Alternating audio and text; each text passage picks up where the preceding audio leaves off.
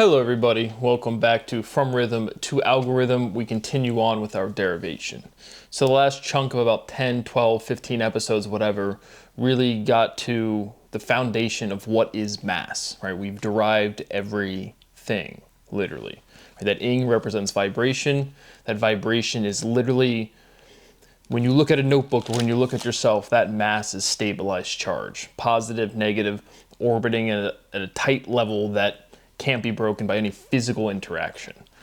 So like if you get mad and you smash a bunch of things, or if you get really mad and you build a super collider and smash a bunch of things, you can't break this fundamental bonding of positive and negative. Charge stabilizing produces mass. When you have a ringing in your ears, that's what it comes from.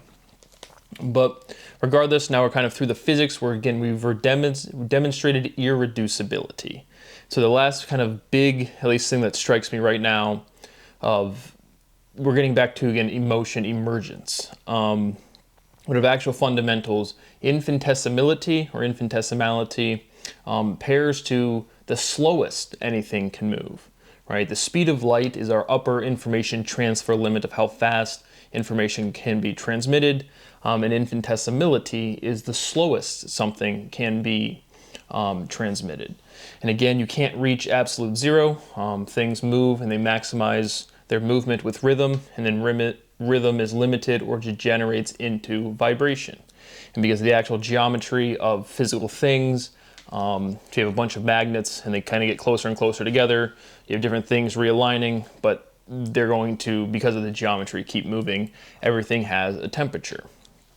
And so that's really the last of the physics. Again, the last big thing is infinitesimality, right? Why would you mathematically 1 plus 1/2 plus 1/3 plus 1/4, physics, those functions pair to physical evolution. So what physical evolution is that?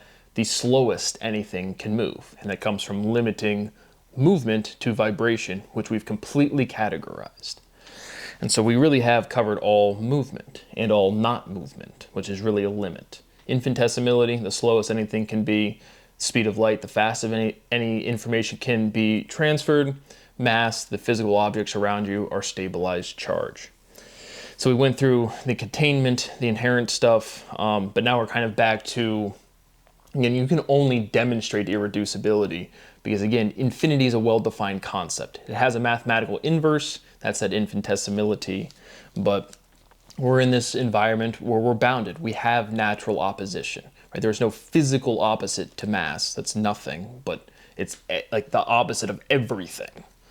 And so, point being is we live in a world where we have logical opposition. Positive, negative, up, down, left, right, forward, backward. And so we're trying to effectively, we have sensorality. We're back to our kind of our logical derivation. What is sensorality? And so we have two syllables. Again, that we've packaged up our basis word form logic thing. We're going to find, again, some form of this word, but to show the direct iteration of these letters. And so, port, transport, right? And it's another base pair that's just showing you the consistency of the word, and transportation, the base is sport. Sensorality transports. Transportation is movement. Transportation is technological. Sensorality is collective, right? Sentience doesn't come from one person, it is emergent. Sentience depends on the emotion of every single individual. Nomination is ordination. Ordinality confirms. Nomination proposes. Proposing, propositions.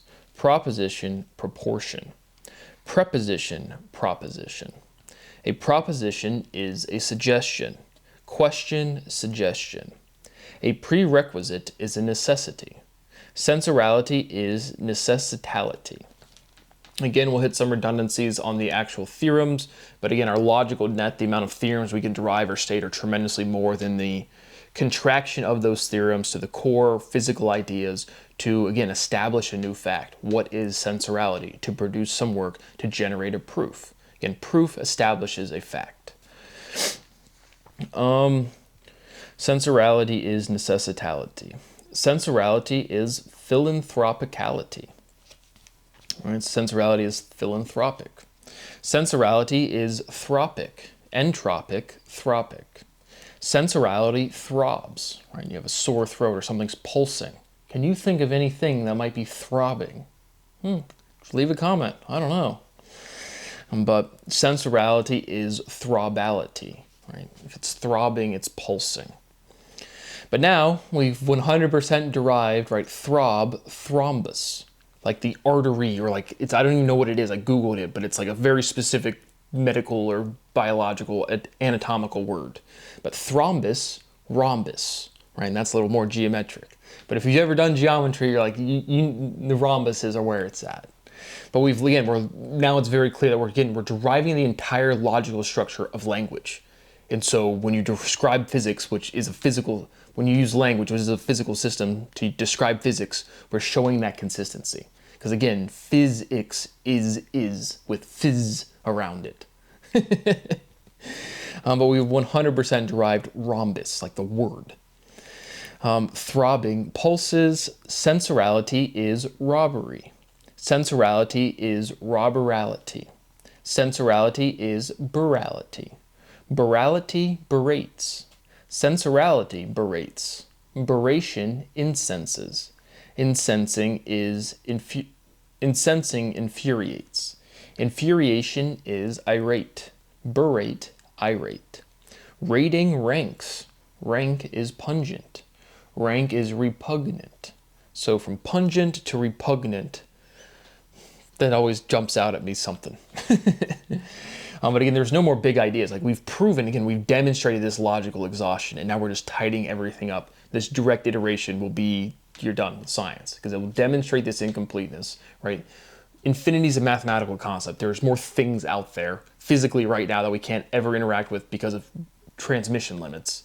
And then there's also stuff that we can't interact with right now that will evolve into things in the future that don't exist yet as well. And so our language system is open.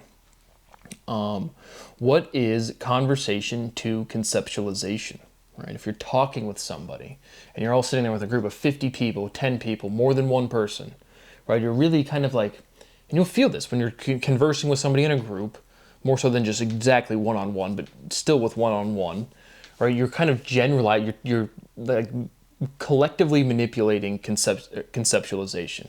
Or you're in a business meeting, you'll have an idea of what you're trying to accomplish or what the purpose of the meeting is, what your product is, what your service is. And then somebody says something, and that modifies the collective consciousness of everybody. And then somebody else has an idea, or somebody else has an idea. And so conversation is really like communal conceptualization. Sensorality speculates. Speculation is anticipation. Anticipation, precipitation. So again, not trying to overdo it with, again, the theorems is literally provably infinite. But again, sticking to establishing a proof. What establishes a new fact? What is sensorality? And so again, still the form of the solution hasn't changed, right? C versus S. I have senses with an S. And then you spell censorship with a C. That's not consistent. It's very clear as to what we're accomplishing. And we just have to work our way up to that. And in doing so, again, we will demonstrate a complete mathematical proof. And we're already clearly at the tail end. And again, I can't emphasize enough, the very beginning, to start any of this on my YouTube channel, I had already done this complete process. Entirely, holistically done, never have to do anything again. My rights continue to be violated. It is profound and extensive stress. It has ruined my life. It has caused me grave bodily harm. It has ruined my relationships with my parents, with my family, with my friends, with everybody and anything that could matter in the world. All because of this thing you call ontological shock, and it's illegal. I have a right to my writings and my discoveries. I don't have to convince anybody of anything. I don't have to do anything. It is my right to that, and it is clear value, obviously. Because again, at this point, we have 100% derived everything. So again, when people say, well, let's have a theory of everything, it's like, that doesn't make any sense, but you can derive everything. And that's what we've already done. And so now again, we're building up that logic to go from sensorality with an S, derive to sensorality with a C, or to speciality. And those are our three big linguistical logical concepts. Speciality, which we've already derived and proven, and axiomatized. That was this whole process before. Because again, it's all one big connected thing. And so this completion of sensorality with a C was what I forget what even led to speciality. But the completion of speciality led to the word form of sensorality, and you just have to iterate the entire logical structure through that axiom. And that is what we're doing. But the amount of progress we've demonstrated publicly is wealth. It's fortune on fortune on fortune. And I've lost my ability to have income, my ability to have a family, to anything where the law is supposed to apply. Obviously, it hasn't. And so no one cares. But again, my days go by, the days with my parents go by. And one day they're not going to be here. They'll just be dead. And there's not going to be some big anything. It's just going to be, I've lost my entire life, everything I've ever worked for, to people committing crimes. So obviously I can continue to document it as much as possible, but there is nothing left for me to do in mathematics or in science. Really what I'm doing completes research to the level that research can be completed, which includes all of mathematics, all of physics, all of fundamental science. Anything that is set or provable has been proven in a general form. For sure, and for legitimately, it's all right here. You can go watch the episodes if you'd like. But regardless, the only thing that anyone needs to really focus on is we live in a jurisdiction with laws that are supposed to apply, and they have been violated, they continue to be violated, and in a manner and a demonstration in which no one even understands the significance of how bad this really is. But you guys are not mature enough to be adults. You're not functioning members of society. You're just privileged little individuals trying to clamor up because you guys can't actually generate any real value for society so you can secure your resource future. A bunch of hamsters clamoring over each other to get to the next day, and it is so detrimental to everybody. But there's no adults in the room besides myself. That is what I have for you today on science. Thank you for watching. See you on the next one.